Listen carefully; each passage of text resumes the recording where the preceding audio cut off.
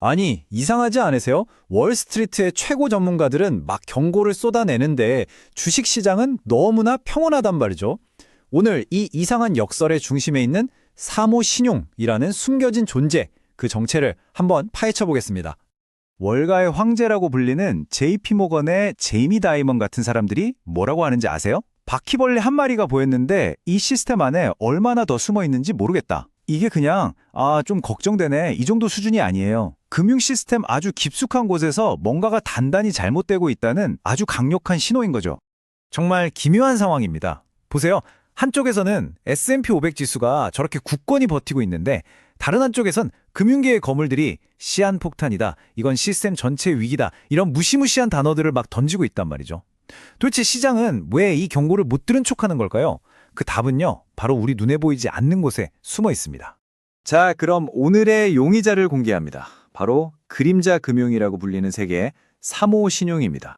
사모신용, 말이 좀 어렵죠?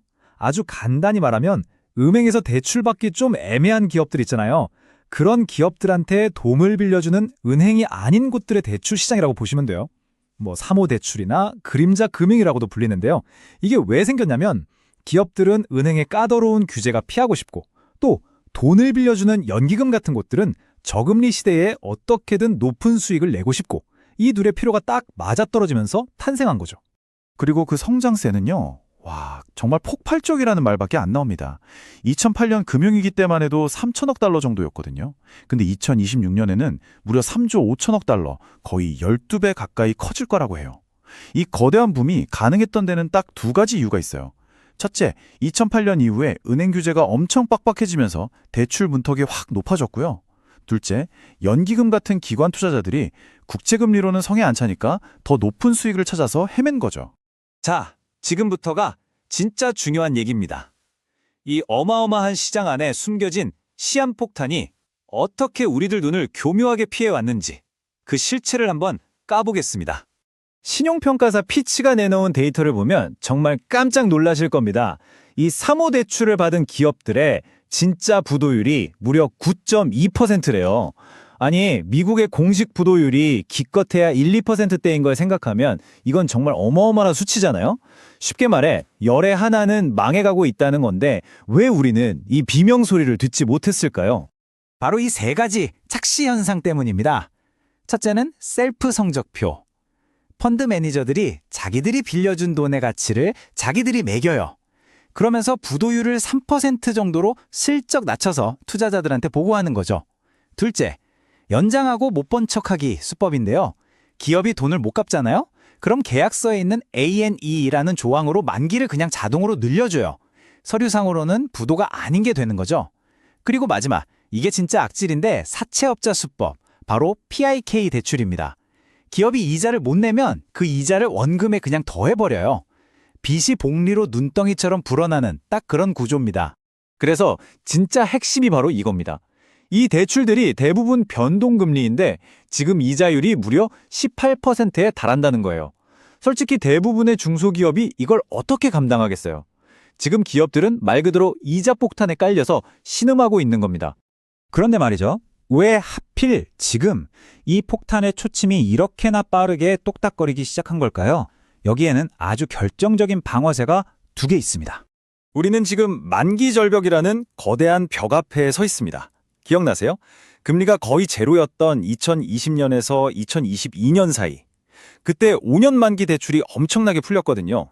그리고 그 만기가 바로 내년부터 2027년 사이에 거대한 파도처럼 밀려오는 겁니다. 18%라는 이 살인적인 금리 속에서 기업들은 돈을 새로 빌릴 수도 없고 그냥 벼랑 끝으로 내몰리고 있는 거죠. 이 절망적인 상황에서 시장이 기댈 수 있었던 마지막 희망은 대체 뭐였을까요? 딱 하나 있었습니다. 바로 미국 연준이 금리를 내려주는 거였죠. 금리만 내려가면 기업들도 숨통이 좀 트이고 어떻게든 재융자를 받아서 위기를 넘길 수 있었을 테니까요. 하지만 전혀 예상치 못했던 지정학적 변수가 모든 걸 망쳐버렸습니다.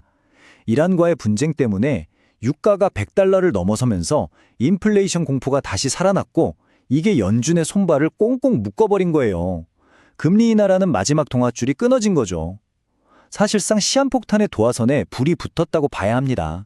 그렇다면 이 불붙은 도화선, 이거 미국에서만 터지고 끝나는 문제일까요? 천만에요. 그 파편은 전 세계로 그리고 바로 우리에게까지 튀게 될 겁니다. 어떻게 그렇게 됐는지 한번 보시죠. 상황이 심각해지니까 펀드들이 환매 제한이라는 카드를 꺼내들기 시작했습니다. 투자자들이 돈 빼달라고 해도 못 빼주게 문을 잠궈버리는 거예요. 그럼 당장 현금이 필요한 연기금 같은 큰 손들은 어떻게 할까요? 팔 수 없는 건 놔두고 팔 수 있는 것부터 내다 팔기 시작하는 겁니다. 그럼 뭐가 제일 먼저 팔릴까요? 당연히 그동안 수익이 좀 낮고 또 당장 현금으로 바꾸기 쉬운 자산들이겠죠. 대표적인 게 바로 한국 주식, 즉 코스피, 그리고 안전자산이라고 믿었던 금 같은 것들입니다. 요즘 들어서 별다른 악재도 없는데 코스피에서 외국인들이 물량을 쏟아내거나 금값이 이상하게 빌빌거리는 현상, 바로 이런 배경이 있을 수 있다는 겁니다. 그래서 우리는 이 두 가지 지표를 위기 관측 리스트에 딱 올려놓고 지켜봐야 합니다. 첫째, 원달러 환율이에요. 별다른 이유 없이 환율이 갑자기 솟구친다? 이건 글로벌 자금이 한국 같은 신흥시장에서 썰물처럼 빠져나가고 있다는 신호일 수 있어요. 둘째, 러셀 2000 지수입니다. S&P 500 같은 대형주 지수는 멀쩡한데 중소기업 위주인 이 지수만 뚝 떨어진다? 이건 부실이 저 밑바닥부터 썩어 들어가고 있다는 아주 명백한 증거가 됩니다.